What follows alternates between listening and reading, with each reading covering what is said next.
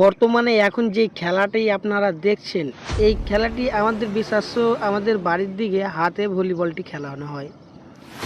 এখানে এত সুন্দর করে পায়ে যে খেলছে, আপনাদের কি বলে যে বুঝাবো, এত সুন্দরভাবে খেলাগুলো হচ্ছে এখানে, পুরো ঝাঁকানাকা লেভেলের।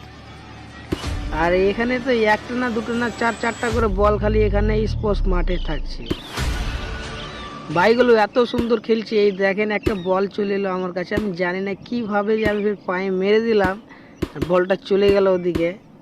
তাজ্জব ব্যাপার, দেখছো মাথায় হেড করে এমন করে মারছে না, পা মনে হচ্ছে একদম দমদমে একদম শক্ত হয়ে আছে।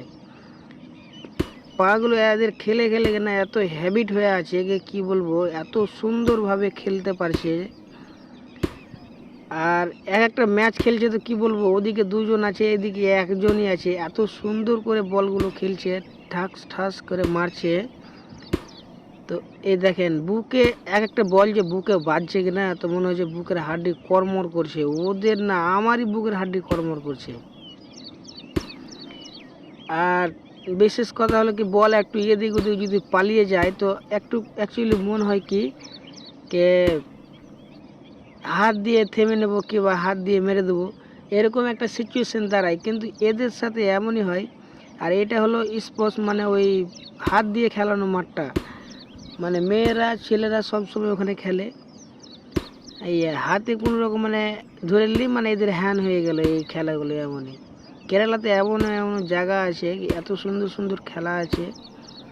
ছেলে মেয়ে সবসময় এই মানে স্পোর্টস মাঠটাতে অনেক খেলাধুলো করে। আমাদের রুম এই পাশে রুম আছে, আমি রুমের ভিডিও দিয়ে দেবো তোমাদেরকে। কিন্তু যাই হোক, ভাইগুলো এত সুন্দরভাবে খেলছে না, কি বলবো, পুরো ঝাঁকানাকা লেভেলের। আর বর্তমানে আমি এখন এই ভিডিওর অডিওটা দিচ্ছি আমি তোমাদের সাথে। আমি বর্তমানে এখন সামালকোট অন্ধ্রপ্রদেশে আছি। ভিডিওটা অ্যাকচুয়ালি কেরালার ভিডিও।